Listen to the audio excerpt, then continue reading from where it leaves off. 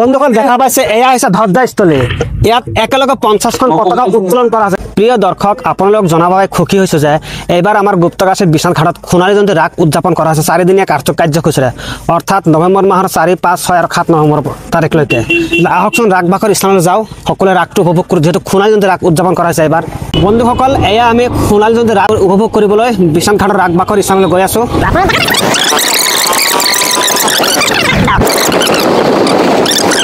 ৰাসবাকৰি মুখ্য স্থানত আদৰণি দেখা পাইছে আৰু সন্মুখত আছে মুখ্য প্ৰৱেশদ্বাৰ। এয়া আমি ৰাসবাকৰিত সোমোৱা মুখ্য প্ৰৱেশদ্বাৰত আহি পালোঁ। এতিয়া আমি ৰাসবাকৰিৰ ভিতৰ পিনে সোমাই যাম। আপোনালোক চাই থাকিব, সম্পূৰ্ণ ভিডিঅ' শেষলৈকে আপোনাক অৱস্থাত দেখাবলৈ ময়ো যত্ন কৰিম।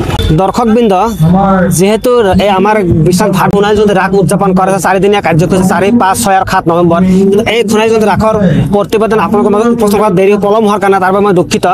আহকচোন দৰ্শকবৃন্দ, ৰাসৰ ভিতৰ পিনে সোমাই চাইছে কি ধুনীয়াকৈ সজাইছে। যিহেতু এবাৰ সোণালী জয়ন্তী ৰাস উদযাপন কৰা হৈছে, প্ৰত্যেক বছৰে ইয়াতে ৰাসবাকৰ ৰাস উদযাপন কৰা হয়। এক চাৰিওপিনে মানে উদুলি মুদুলি পৰিৱেশ আৰু হাজাৰ হাজাৰ মানুহ আহিছে ৰাস উপভোগ কৰিবলৈ। আৰু ইয়াত দেখা পাইছে এনে সোমাই প্ৰথমে দেখা পাব আমাৰ সংস্কৃতি, আমাৰ পৰিচয়, মানে নষ্টালজিক কিছু বস্তু দেখা পাব। এয়া দেখা পাইছে হাৰিকেন, এয়া চাকি, ৰেডিঅ', নাঙল, জুৱলি, ঢেঁকী খাল আদি কৰি ইত্যাদি, পল, জাল, নাও ইত্যাদি কৰি এয়া হৈছে আমাৰ সংস্কৃতি, আমাৰ পৰিচয়। আপুনি এই সোণালী জয়ন্তী ৰাসত আহিলে সোমাই আপুনি এই দেখা পাব এই দৃশ্য। বন্ধুসকল, ৰাসবাকৰিৰ পোনে মুখ্য প্ৰৱেশদ্বাৰটো সোমাই আহি দেখা পাব আগফালে বাণিজ্য মেলা, টু চাইডে দেখা পাইছে বাণিজ্য। সচৰাচৰ ৰাস হলেতো দোকান পোহৰ হ'ব, যিহেতু এইবাৰ সোণালী জয়ন্তী ৰাস এই বাণিজ্য মেলা আপোনালোক আহিব চাব, বহুত ধৰণৰ দোকান আছে। আৰু এইফালে দেখা পাইছে পেণ্ডেল, ইয়াত প্ৰতিযোগিতা, চিত্ৰ প্ৰতিযোগিতা সকলোবোৰ চলি আছে। বন্ধুসকল দেখা পাইছে এয়া হৈছে ধজ্জাস্থলী। ইয়াত একেলগে 50খন পতাকা উত্তোলন কৰা আছে। কিয় জানেনে? এই ৰাসখন 50 বছৰ গৰকি থাকে কাৰণে 50খন পতাকা একেলগে উত্তোলন কৰা হয়। আৰু ধজ্জাস্থলী গাতে লাগি আছে এই প্ৰজেক্টৰ যোৱা নিশা সৰহসংখ্যক মানুহে এই ধজ্জাস্থলী চাৰিওপিনে বহি প্ৰজেক্টৰ ৰাস উপভোগ কৰি আছিল। আৰু প্ৰজেক্টৰ সন্মুখত মানুহ বহি ৰাস উপভোগ কৰি চাওক তাৰ এক অলপ দৃশ্য।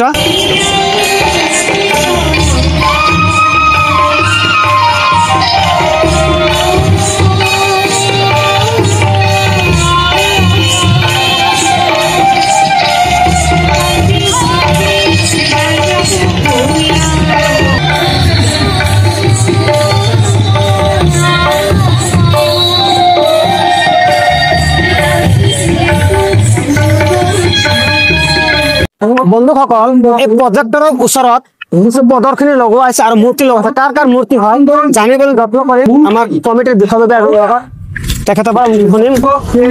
এইফালে আছে আমাৰ শ্ৰীকৃষ্ণৰ লগত ৰাসলীলা কৰা গোপীসকল, এইফালে আছে কৃষ্ণ ৰাধা, এইফালে আছে আমাৰ মহাপুৰুষ পূজনা, এইফালে আছে আপোনাৰ দেখিছে পুতনা কেনেকে বধ কৰিছিলে শ্ৰীকৃষ্ণৰে, সেইটো আমাৰ প্ৰতিমূৰ্তি ইয়াতে হেৰি কৰা আছে।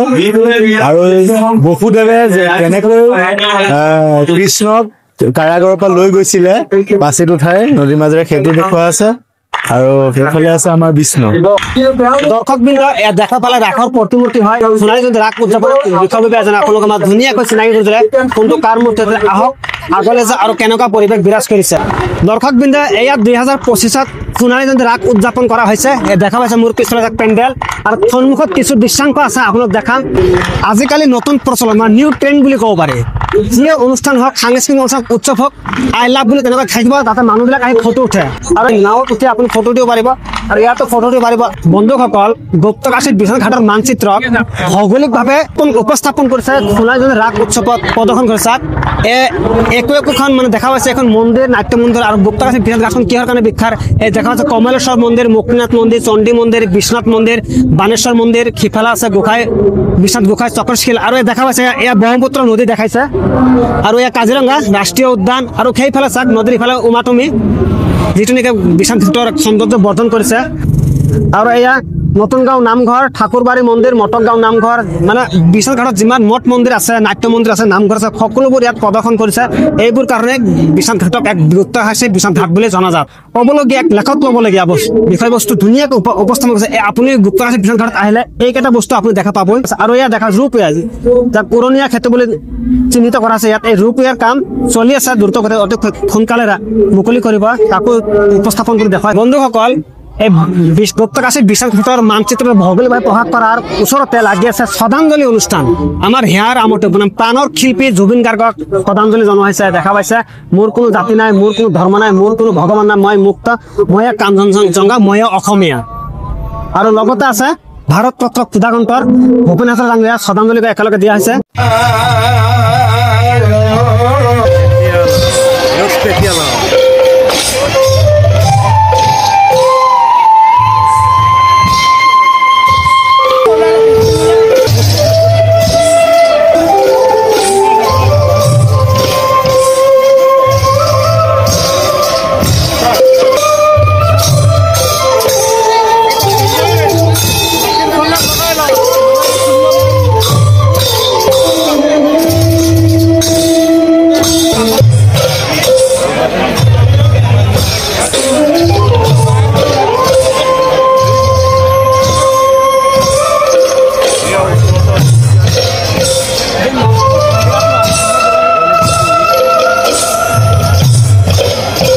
বন্ধুসকল, সোণালী যদি ৰাস উৎসৱ বাহিৰৰ দৃশ্য দেখালো, এতিয়া ৰাসৰ ভিতৰলৈ সোমাই গৈ আছো, য'ত বৃন্দাবন আছে, নামঘৰ আছে, কংসৰ দৰবাৰ, কৈলাশ পৰ্বত আদি কৰি ইত্যাদি কিদৰে সজাইছে আপোনালোকৰ মাজলৈ উপস্থিত হয়। আৰু সোমাই দেখিব এয়া নামঘৰ। প্ৰত্যেকখন ৰাস উৎসৱতে নামঘৰ, অস্থায়ী নামঘৰ পতা হয়, অস্থায়ী নামঘৰ। আৰু এয়া হৈছে বৃন্দাবন। চাওক কি ধুনীয়াকৈ ধুনীয়াকৈ সজাইছে এই বৃন্দাবন, য'ত শ্ৰীকৃষ্ণই গোপীসকলক লৈ লীলা কৰে। আৰু এয়া দেখা পাইছে পেণ্ডেল, ইয়াত বাদ্যযন্ত্ৰ, কলা কৌশলীসকল, শিল্পীসকল আৰু আমন্ত্ৰিত অতিথিসকলৰ কাৰণে ৰখা হৈছে। আৰু এয়া হৈছে কংসৰ দৰবাৰ, আৰু এয়া কাৰাগাৰ, এয়া কৈলাশ পৰ্বত হয়। আপোনালোকক কংসৰ দৰবাৰ, কাৰাগাৰ, কৈলাশ পৰ্বত দেখালো। আৰু এয়া হৈছে অনন্ত সজ্জা, দেখিছে নহয় অনন্ত সজ্জা। আৰু এয়া হৈছে নন্দঘৰ। বন্ধুসকল, এই বৃন্দাবনৰ চৌপাশে যে পেণ্ডেল দেখা পাইছে, এনেকৈ বাঁহৰ কামিৰে জেওৰা দি আছে দেখা পাইছে, আৰু আসনবিলাক বহাই থৈছে। ইয়াত যিসকল ভক্তপ্ৰাণ ৰাইজ ৰাস চাব আহিব তেওঁলোকৰ কাৰণে আসন গ্ৰহণ কৰা হৈছে। আৰু এয়া চাওক বৃন্দাবন, কি ধুনীয়া বৃন্দাবনৰ এক দৃশ্য। আৰ বৃন্দাবনেৰ চৌপাশ এয়া হৈছে ঘাটৰ গুপ্তকাশী বিশ্বনাথ ঘাটৰ ৰাগ বাকৰিৰ বৃন্দাবনৰ দৃশ্য। যিহেতু এবাৰ সোণালী জয়ন্তী ৰাগ উদযাপন কৰা হৈছে, প্ৰত্যেক বছৰে এই ঠাইতে ৰাগ উদযাপন কৰা হয়, সেইকাৰণে ঠাইডোখৰৰ নামো ৰখা হৈছে বিশ্বনাথ ঘাট ৰাগ বাকৰি। এইটো খুব পৰিচিত আৰু লেণ্ডমাৰ্ক হিচাপে পৰিচিত হৈছে বিশ্বনাথ ঘাটৰ ৰাগ বাকৰি। আজি দ্বিতীয় নিশা ৰাগ চলিব আৰু অহাকালি 7 তাৰিখ অন্তিম নিশা ৰাগ চলিব। যেহেতু এবাৰ 4দিনীয়া কাৰ্যসূচীৰে ৰাগ উদযাপন কৰা হৈছে, সোণালী জয়ন্তী ৰাগ উদযাপন চলি আছে।